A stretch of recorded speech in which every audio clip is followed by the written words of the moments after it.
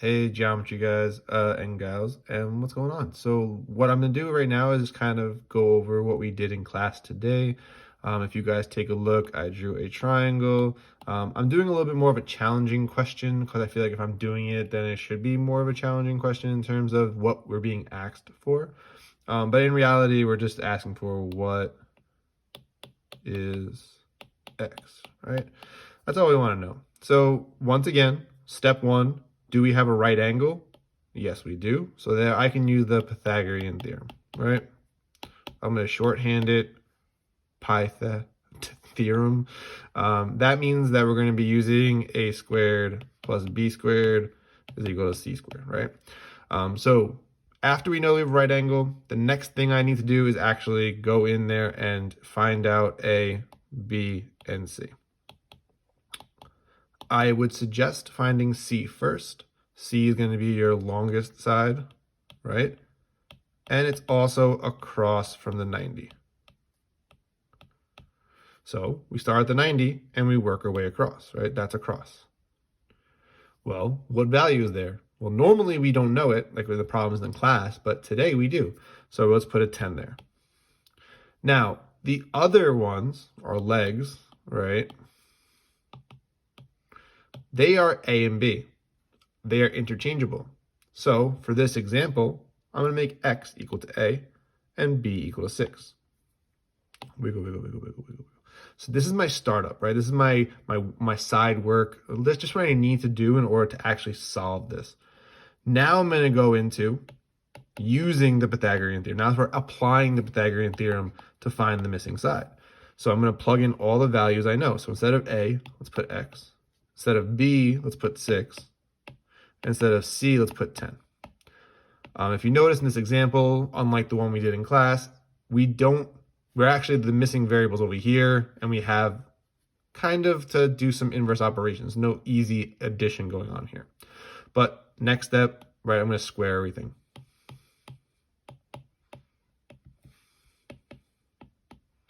Right, so far, so good. And then from here, now that I've squared everything, I'm trying to get X by itself. And I want X alone, not X squared. So first, let's get X squared by itself.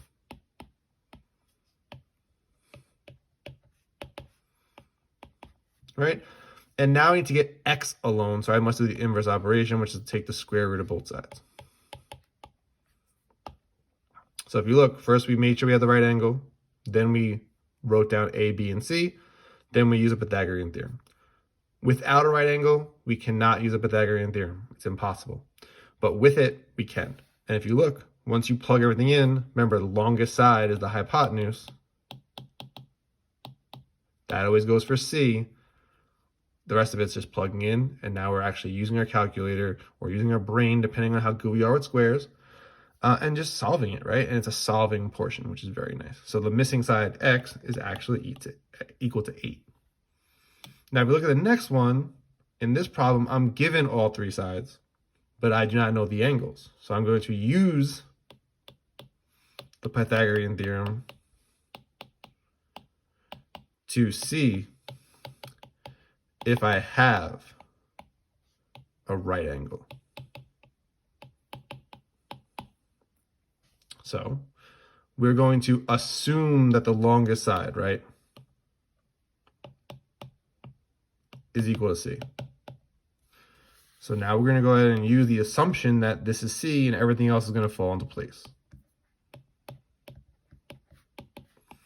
Like I said, it doesn't matter what A and B are as long as they're 7 and 24.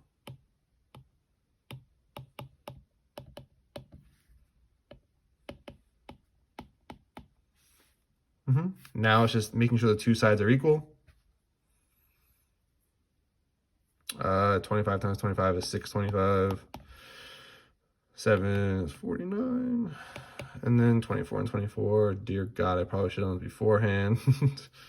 Side work.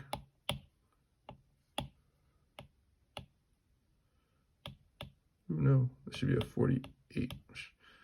6 and 6 is 12. Dear God, wait, hold on, scrap that. Now you can see what happens when you don't do your math ahead of time. 96, 0, 8. It's a 0, not a 6, that's why. Times 2 is 4. Okay, that makes more sense. 6, 17, 576. Cool.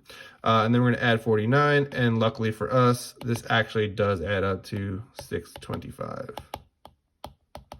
So since these two are equal to each other, we have a right triangle.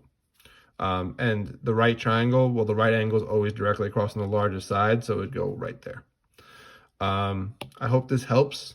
If not, please let me know. If this is going to be a little bit more difficult, I can create another one of these and let you in on a little bit deeper knowledge of the Pythagorean theorem. All right, guys, hope you have a good day, good weekend. Make sure you get your work done. That Google form will be submitted to you by the end of the day. Thank you.